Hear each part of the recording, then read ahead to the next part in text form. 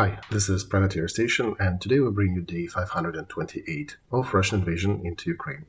As always, with former advisor to the Office of the President of Ukraine, Lieutenant Colonel Olexiy Arestovych, and Russian opposition politician, lawyer, and blogger Mark Feygin.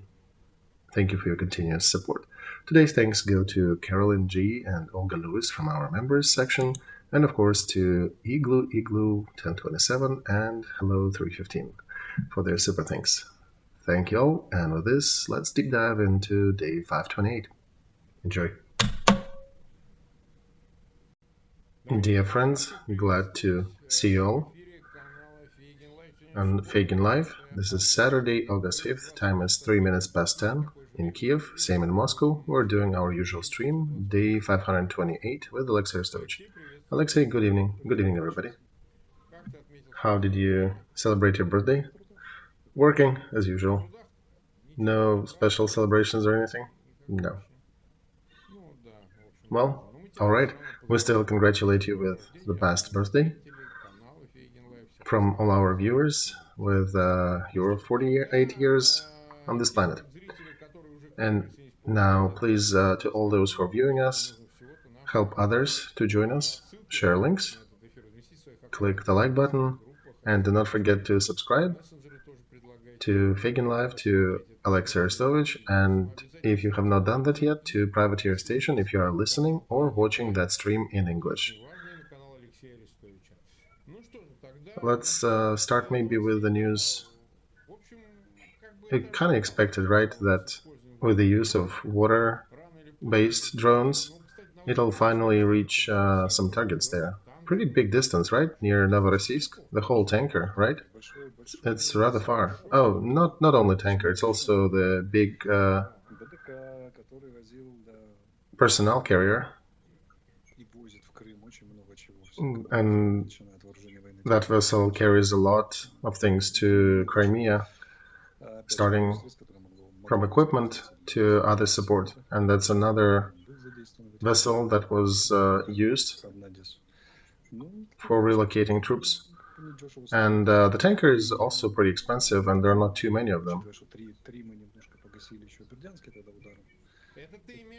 By the way, do you mean that Olenegorskiy Gornyak, that military vessel? Okay, yeah, I thought you were talking about tanker. Yeah, and there are very few of those ships, and we already damaged 3 of them. This one we got in Kerchensky Zaliv. And tanker was not a simple one too. It was the one that was carrying fuel to Crimea and also was carrying cargo to Syria. It actually was sanctioned for supplying military items to Syria. Unfortunately, it was not fully loaded when we hit it, but still, it's good. It's a good beginning. Okay, so we understand military vessel and military ship. Vessels are civilian. Okay, yeah, got it. There are nuances which are important. So, tanker, that's basically an answer to refusal by Russia to provide safe passage for ships going to Ukraine to carry grain. So, they usually do it one-sided, one way. They think, we can do stuff and nothing will happen to us. We'll continue using Black Sea as we did before. We'll just limit your ships and vessels. So what is the new situation now with these strikes and all? Well, they, in effect, announced a naval blockade to Ukraine. We showed them this is a naval blockade that is an exciting game that can be played by 2 players. And ocean and sea is the war theater that actually favors very unorthodox methods of attack. And everything costs a lot of money, and everything is rather fragile at sea. So for them to destroy our infrastructure at port, they spend tens of millions of dollars, maybe even hundreds altogether combined, with their cruise missiles and all the methods they use to attack our port. And we spent maybe, tens of thousands of dollars, and we posted a question. Would insurance companies perhaps consider raising their insurance fees for vessels going to Russian ports? That would make that not commercially viable. And you don't need to hit too many targets. You need to hit maybe some lighthouses along the shore, maybe destroy a military ship. And Novorossiysk is a very important seaport for Russia for carbohydrates and a lot of agricultural goods. So when they left the grain deal and blocked our ports, they started burning our grain in our ports. And they basically were forcing world to try to trade with them. And now we're showing them that life is fantastic and wonderful. And they will not be able to make money on our grief. So how do you think it can affect grain deal altogether? Do you think Moscow might scratch their heads and finally sit down and talk to Turkey? Yeah, they might. They might sober up a little and understand that it'll be much more expensive for them to sustain that naval blockade. So you think such prognosis has a good chance, right? Oh, absolutely. We'll see a lot of bright pictures coming soon. All right, we already have 100,000 viewers. And let's go to the map. Starting Wednesday, we haven't seen it. And by the way, speaking of news, Niger actually officially called on PMC Wagner to participate in stabilization of new regime. Sure, yeah, we'll talk about that. That's a whole separate news I wanted to bring up. But let's first take a look at the front, perhaps. And then there is a ton of topics that are worthy of discussion. There is also a meeting starting in Saudi Arabia and everything related to that. So we would want to understand what's the situation like on the front now. All right, let's take a look at Svatova. Let's find Svatova and then go to 11 o'clock from there. And there they had some success, slight motion. It's not decisive, but still they had a little bit. And of course, we understand they're going to Torska. These are the red protrusions up top at 12, and then a couple arrows going down to Serbyanskoye Lesnichestvo, to the forestry. But one needs to understand from Kremenaya to Kupinsk, all that northeastern front, 100,000 troops, 900 tanks, artillery advantage in some parts 10 times over our artillery, but due to specifics of geography and terrain and very poor training of a lot of Russian detachments in general, these are not those trained cadre that started this war. And our troops that are fighting actively, their motion is minimal, and very often they would take 500 and we would push them back 300-400. So there is no happy and joyful offensive as they were hoping for back in Moscow, and they're not seeing anything like that. They have not thrown the main troops, the main effort in fight there, but I suspect it will not change much. And when people are talking about offensive, about Russian push up north, in that part of the front, it's maybe 100 yards, maybe 200 yards, and they push in one area, they may take those couple hundred yards, and then they lose it somewhere nearby. Let me pick the words correct. One should not expect major breakthroughs, major strategic breakthroughs by Russian troops in the northeast. So wait, you're still saying that they're trying to withdraw your resources from the south to draw your attention to the north and make you bring more troops up north? Yeah, Mark, they're idiots. With their level of training, military training and competence that their army has, to try to continue offensive up north when they're completely dropping it in the south, and at the same time also keep wasting their resources near Avdiivka and Marinka, one needs to be an idiot. So God bless them that they are like this. Instead of concentrating efforts in one area, they're just spreading their efforts all together. Imagine they had 100,000 in the south. We would have been really tired to break through there. But here they, for some reason, keep them up north. And perhaps they're relying on their defense lines in the south and the minefields. Mark, we'll get there. We'll talk about the south. Let's continue. See, there are three arrows up top. There were some motion there, and also Solidar, northern part without much change near Berhovka. Down south, they've been trying to prepare some active maneuvers near Klishevka, Andreeva, Kordyumovka to push us back. Perhaps they will do it once again, but you can see there are no red arrows there, and we continue to expand our blue line, which is interesting because they actually also exceeding us in their resources on that front, but they're withdrawing. And from what I hear, Olexiy, Ukrainian troops are already in Klishevka, and that those three settlements around the blue area, yeah, they're not liberated, though we cannot say that. They're fighting for these settlements. It's kind of a gray zone where nobody has 100%. And, we don't have much troops there. They have, however, a big advantage in troops. They have 83rd, which is considered to be a well-prepared troop. But, yeah, they're losing territory. Avdiivka, not much changes. If we go down south to Vodяное Opытное,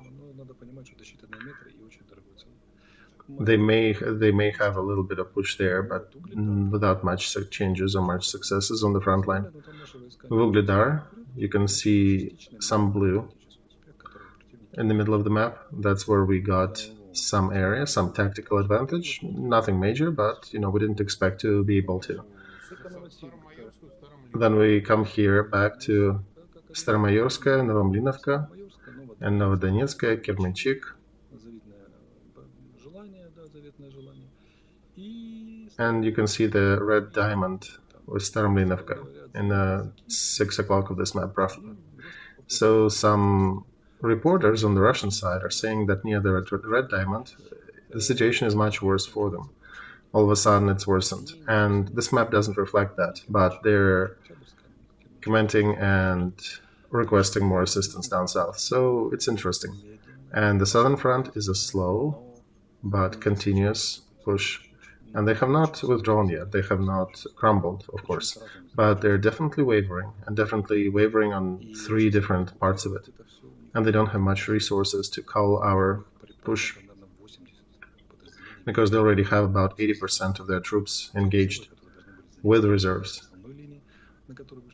And they were supposed to be engaged at the main line when our troops got to the main defense line.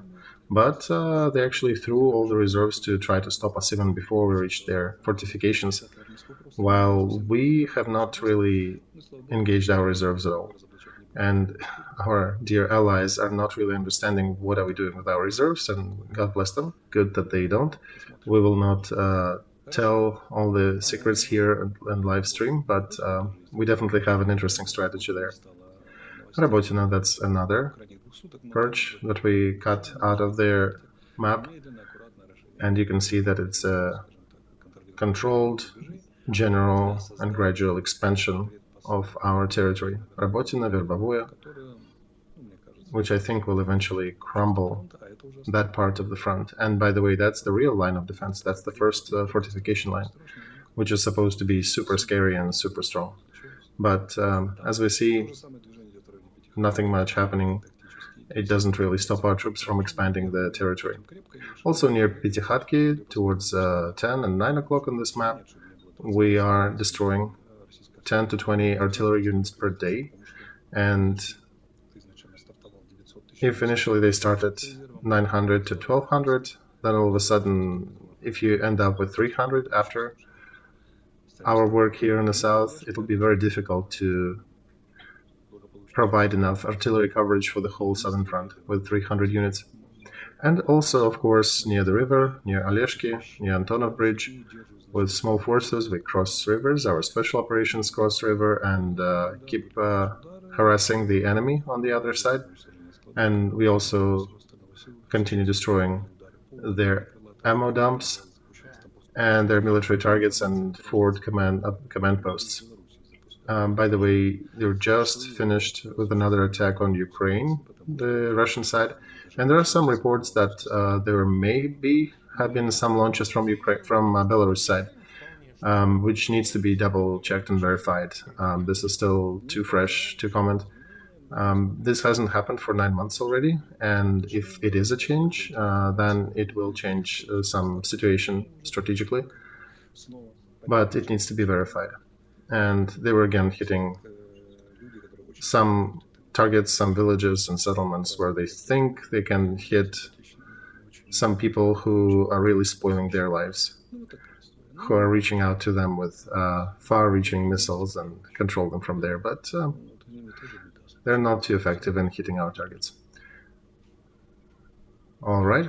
We've been live for 15 minutes. 120,000 are with us. 42,000 clicked the like button. They continue shelling us, Mark.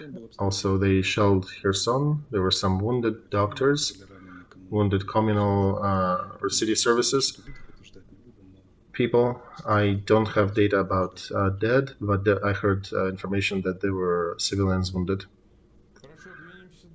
All right, let's continue. I think that's all on the map, right? No, there are no main changes, but the main line is that they cannot advance in the north on Kremenaya-Kupinsk northeast corner. They had a lot of hopes that they can distract and break us there, and they're notably folding on the southern front, on the 3 parts of southern front, at least 3. And it's noticeable. It's a notable motion. They're barely holding. I cannot say they're cowardly retreating, but they're just not enough resources to defend all that. All right, let's discuss other news. Let's go to news from Jeddah, from Saudi Arabia, where starting August 5th, there is a summit starting. It's not too public. Already now it's understandable that Saudi Arabia is becoming some attraction spot as a representative of the global south, and different peacekeeping initiatives come to light through Jeddah right now in Saudi Arabia. Iran and China also participating, which is interesting. Sullivan is participating from the United States. Nobody is expecting major decisions, even if they will go forward with Zelensky peace plan. It can be approved or accepted in some version. Moscow is not participating and likely will not be fulfilling any decisions made at this summit. So, why do you think it is important, and what will be the results? Mark, we don't know if there'll be any demands, any results out of the summit, because Iran and China participation, that's new. Right, that was not initially discussed. But the fact that this meeting happens is an important story, because there were a lot of skeptics who didn't even consider it possible to collect so many countries in that place. Yet in less than a month, we aggregated about 40 countries altogether. We noticed that they aggregated there, and this is the initiative of our diplomacy, president, and the head of the office. And it is related to their effort to discuss, to educate Global South in our capabilities and what is really happening. Because Global South generally outlines their neutrality in this conflict. They're saying that this is the fight of 2 big countries with some colonial, post-colonial motives, and we have nothing to do with that. But if they agreed to participate, that means at least they're eager to listen and then perhaps to also partake in their point of view, which will result likely in their votes later in United Nations and other international organizations. And the start to that was set by Russia by withdrawing from the grain deal. And that affects a lot of Global South, which is definitely interested in continuing the uninterrupted supply of food. So one needs to thank Moscow for helping us to arrange such a meeting. So it's interesting, it's a strong move. It became possible because Moscow created certain conditions for that event to happen, which, yeah, thank you. Okay, another one, Vladimir Zelensky on the special meeting with ambassadors in Ukraine. He did say that there might be an intensification of an effort to put Ukraine at the discussion table, at the negotiation table with Russia. And Ukraine, in this light, needs to continue relying on the strong support of Western allies, but also to expand it. And we saw different publications in New York Times about the topic, but if this information is indeed true, and if President is discussing with diplomats about the probability of increasing of that political pressure to negotiate, how much can that affect the counteroffensive effort that Ukraine is carrying out on the front? Because we understand that weapons supplies of F-16s, ATACMS, they will depend on Ukrainian Ukrainian side being receptive to American suggestions, or what do you think? Well, that political pressure is inevitable. It actually already is. The statements like that, publications in newspapers, that's the element of political pressure. Statements that everything is foggy, we don't understand where it goes, when it will end, when global size publications and people like Litvak and Zakharia are publishing scenarios of two Koreas, two Germanys, this is a strong pressure through media, and it's already being exerted on Ukraine.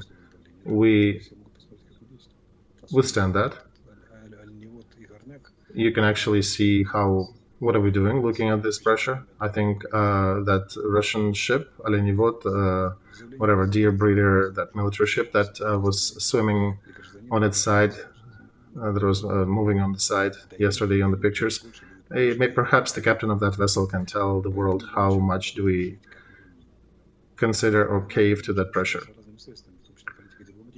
But this war is being fought by different methods. It's not only on the front, it's also political diplomatic measures, right? They exert an effort on us. We gather different things around. We look at the JIDA summit, and we use information and administrative and political resources to win in this war. Now our nearest task is to solve. One of the tasks of counteroffensive is to get to the sea, and either get to the sea, Azov Sea, and get back to the mouth of Crimea, or even to retake the whole Crimea, which is not easy, but we're trying. And I think closer to October, we'll resolve some of these tasks. And then the main push about peacekeeping effort will probably be at the end of our counteroffensive, because it will create a new strategic framework for that situation, and then we can discuss some things. Actually, we likely will be told by our allies to sit down and think about certain conditions. The difference would be that we'll have a very strong position.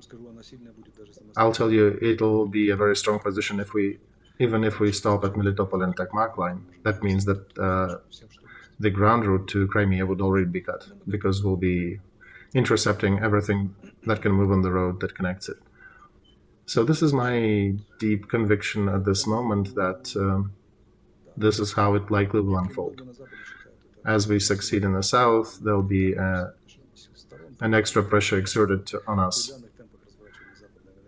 And at the current tempo of our allies' supplies, this is the tempo we can provide on the front. But at the same time, I'm not thinking that the amount of military support will dwindle, because we're also discussing right now in parallel with the United States opportunities to create long-term security measures. And as we discussed in Ramstein, that Ukrainian troops need to transfer to NATO standards, regardless of the phase of war.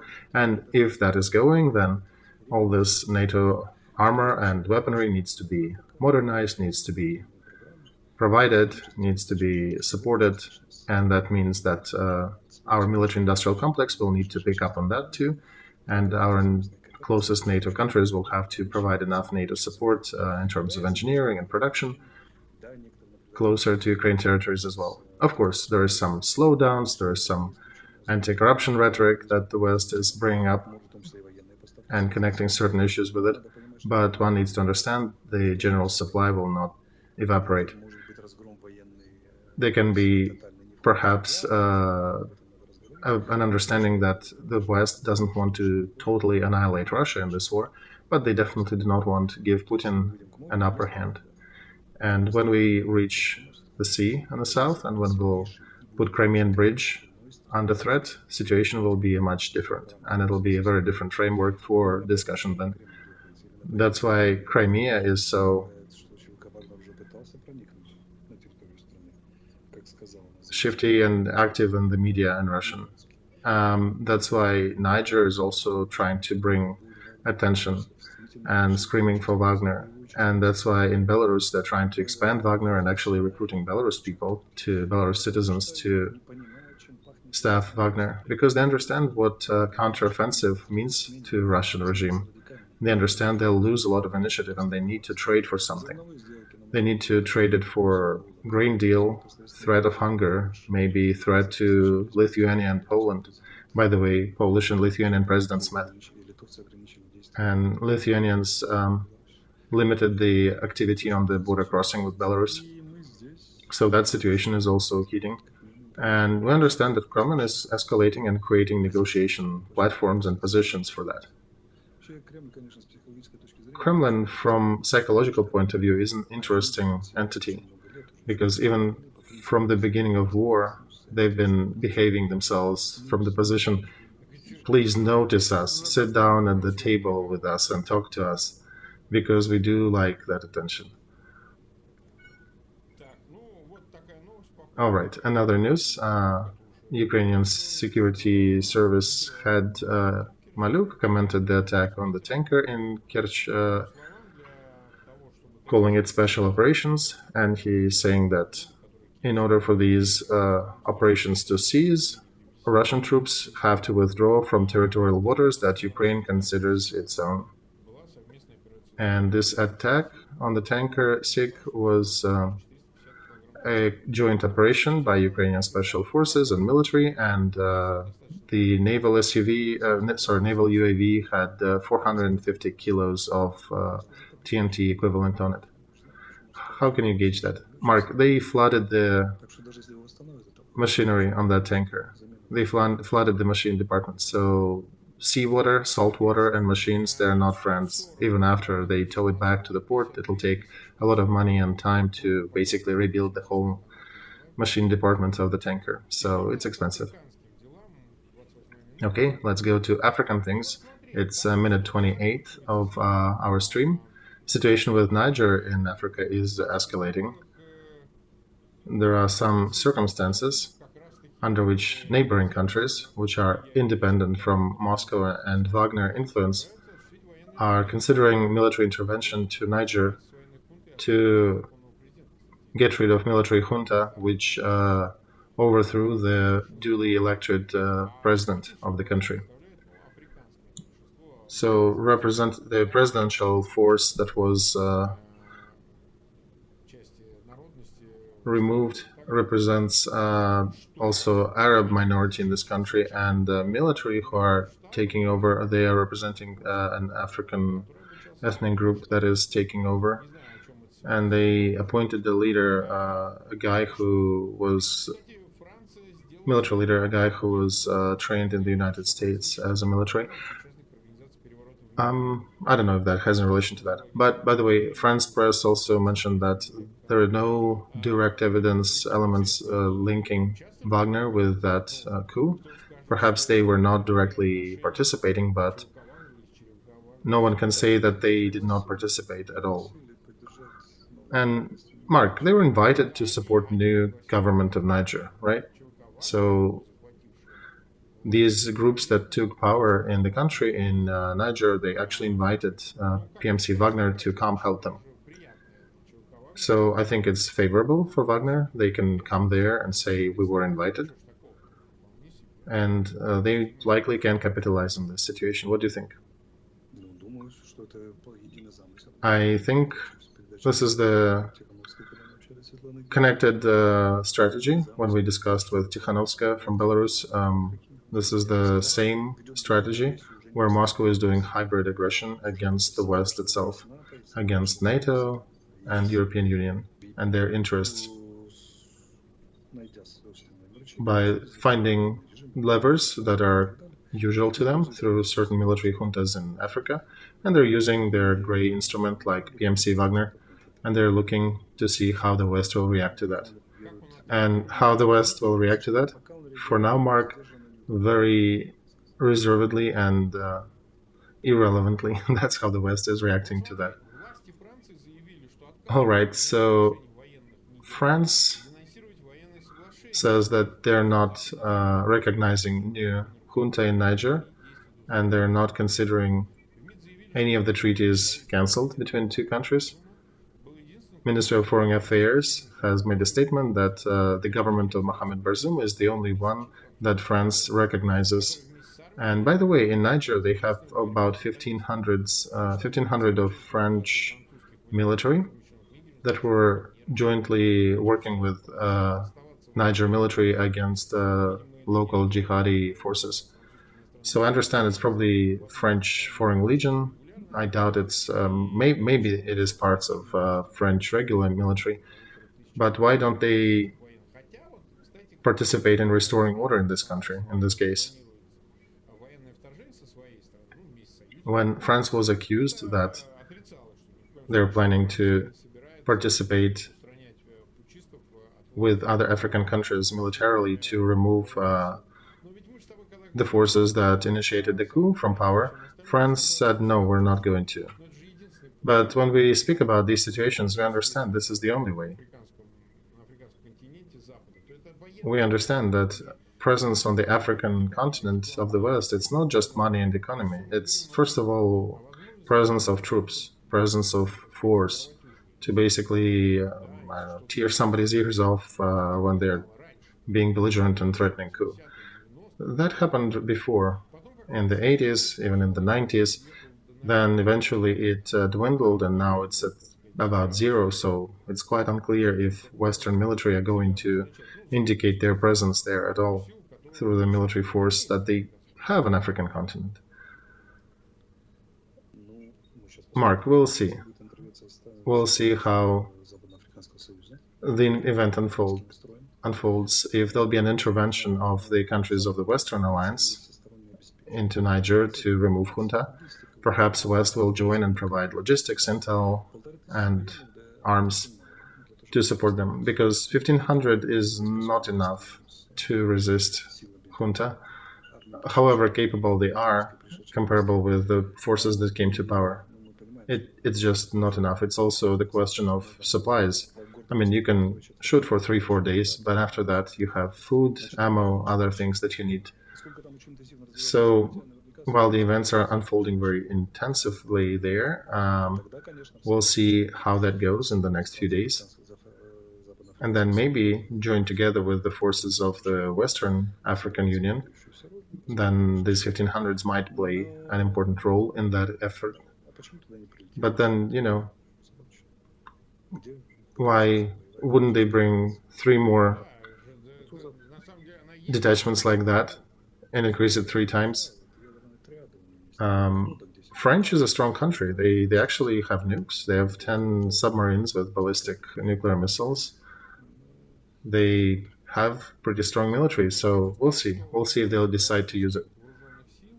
I want to say that the capabilities of French military, not even all of them, but just French Foreign Legion, is enough to restore order in Niger in several days, right?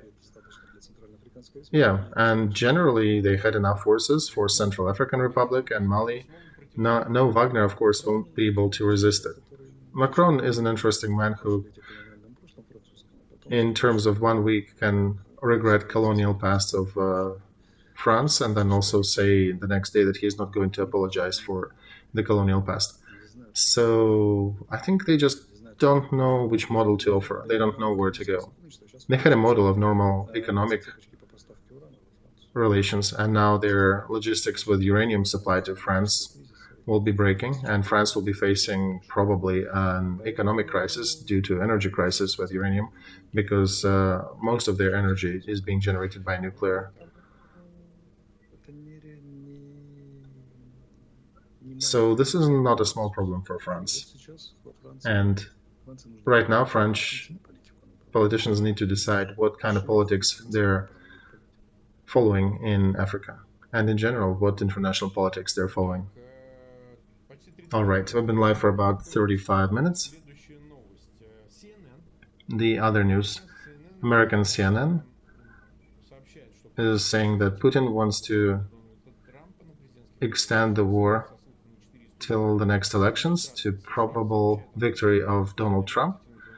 And the source in the American administration is confirming or stating that Putin is intending to stretch this war out to 2024, end of 24, when in America will be another round of elections, and Putin is hoping that it'll be Donald Trump or other Republican who will not be actively helping Ukraine, and Russian positions on the negotiations will become stronger.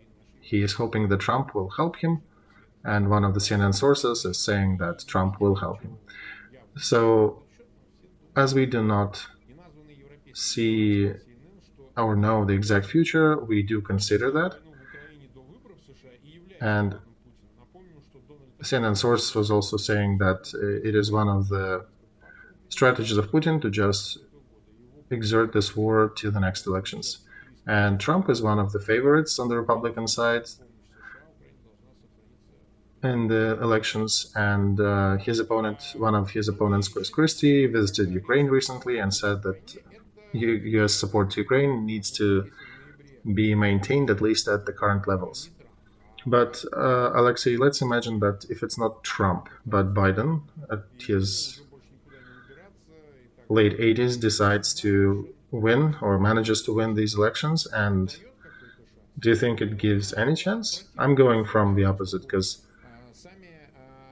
Americans themselves demonstrate that they do want to get to the negotiating table by the end of this year, by 2023. American political establishment. Let's go in orderly fashion. Good that Putin is not relying on Russian capabilities and his own army and his military complex. He's relying on Trump. This is good news. The main factor for almighty nuclear Russian Federation is election of certain candidate in the United States. That means that they are not capable of finishing the war and achieving their goals that they set with their mouth of their spokesperson Peskov. So that's one. Another, if you take the real time when the next president will take office, that gives you a year and a half. This is a long time. And a lot of things may happen in Russian Federation, with Russian Federation. I wouldn't be making such long-going plans. This basically is almost the same amount of duration that the war has lasted already. And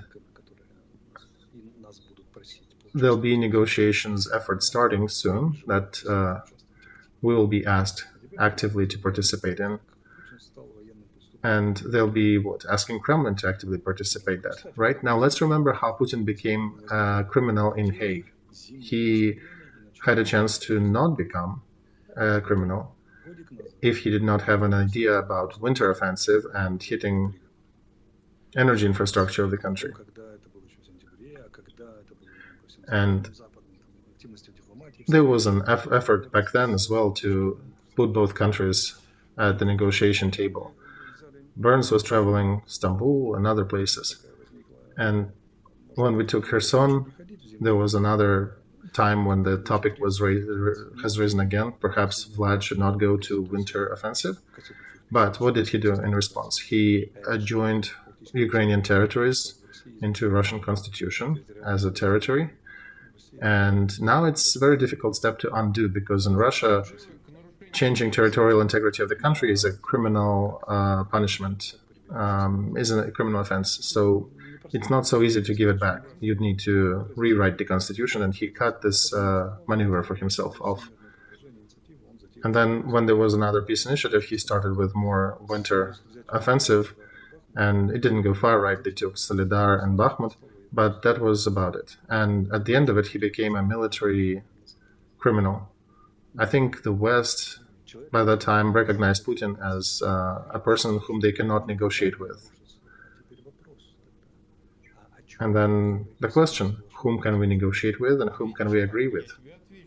And I'll answer here, like, say, the topic of negotiations itself helps Biden in the next oncoming elections to produce himself as the winning side of victor in the hot military phase of conflict, and negotiations is the next step. Yeah, the war continues, but we are already postulating the fixing certain results, that Ukraine stays, that it remains a sovereign country. Yes, 20% of its territory is occupied, but this could be a long-term positional whatever.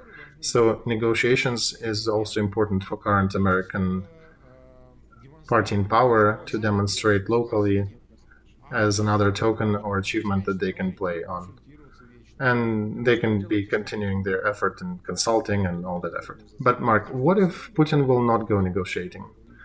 Okay, just wait till November and see what happens. Okay, so November, Putin decided to not negotiate, started another winter offensive. And then it's another situation, right? Then they lose this token. Exactly. So this only can go if there'll be a very passive stalemate on the front. If Ukraine will not continue the efforts and Russia will maintain the front line. So this will be a token they can use then in political fight in the United States. Well, first of all, we will move. We are not going to sit tight.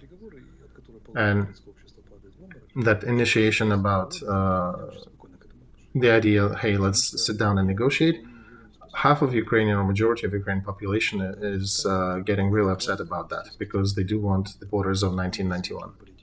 I am also skeptical to the whole chance of talking, negotiating with Putin because he's, I don't know whom we can negotiate with. And he's also acting to the opposite. He was much more responsive back in 22 when we tried to push certain initiatives. But right now, no, he's running for the opposite decisions. And he had done it several times. And some of these decisions are very difficult to revert back because I don't think he is seriously considering that we'll give him Kherson, Lugansk, Donetsk, and Zaporozhye.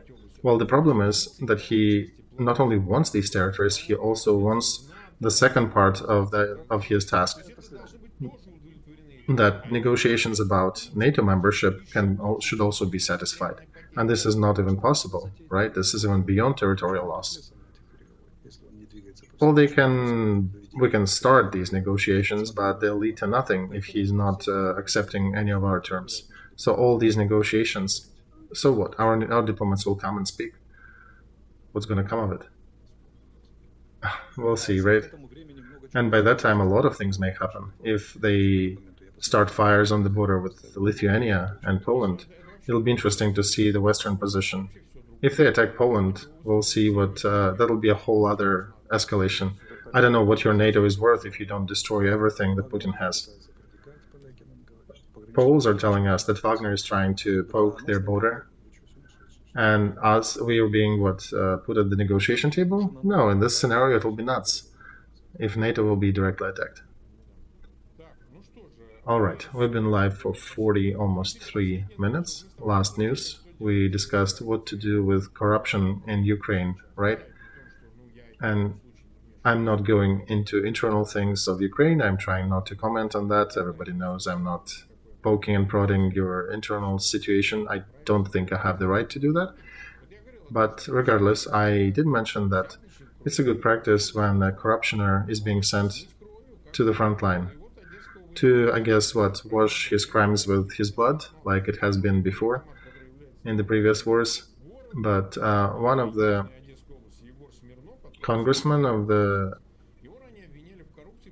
southern towns of Ukraine, he was accused of being corrupt. And Ukrainian media are saying that in a year and a half, he managed to obtain property worth of $1.5 million somehow during the war period. And I don't know where he goes. He goes to the front line? Well, Mark, front line is one thing. The actual or the wider area of military action engagement is a big thing. Because I would not be too excited about sending him to the front. Because if they leave him somewhere in the logistics, you should not be putting the corruptoid there. because he might just continue his practice. Personally, Olexiy, I think he should be sent to the front line because he's pretty well fed. He can, shoot. Mark, I still think that front should not be a punishment for criminals. You should not punish criminals with participation in war. Well, Olexiy, he might not even be a full-fledged corruptioner because the court has not concluded their case yet. Well, the court needs to move faster, I would say. And it's a little different when you make judgments during the war times versus peace times. So I expect it to be harsher, but I still don't think he should be on the front. Okay, we are at 150,000, and I have a question to you, Olexiy. Can you sing? I can. Yeah, you've seen some of my early actor career videos.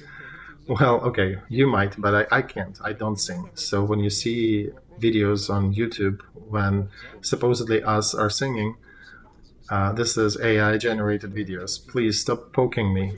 Oh no, Mark, this is us. You know this is us. We're singing, so there'll be new songs. Oh God, Olexiy, stop it. They'll be prodding us. I'll be their target again. They'll be writing to me asking for a tour. Yeah. Do you know the joke about cinematography? Old times when about a movie being shot about two twins. So two twins being separated, one supposedly works on the Russian side, another on the American side, and they are now working jointly against some international mafia corruption organization. And American director is directing his American actor. That's how you go jump there, you jump off that roof, jump on the motorcycle, shoot all the evils, and then break a wall on that motorbike, then jump from that motorbike onto the helicopter, kick the pilot out, and pilot it back. And American says, yeah, sure, I'll have a coffee and do it. And then the director comes to the Russian actor and he's saying, we have a story of two brothers, so you're doing the same in parallel with the American guy. You do this, and the Russian scratches his head and like, you want me to do that and salto and the jump? You know what? Let me take it with my soul rather. And yeah, so that's kind of Mark. Do it with your soul, with your singing. I don't know. I get weird offers. People are saying, let's set a virtual concert with artificial intelligence and you guys can be talking in the background. I don't know. It's a fun idea. So anyway, as we're concluding today's stream, please do not forget to subscribe to Feygin Live, to Olexiy Arestovych, and to the Privateer Station. And I'll see you the day after tomorrow at 10 p.m. Kiev, our usual time. Olexiy, thank you, and see you. Goodbye.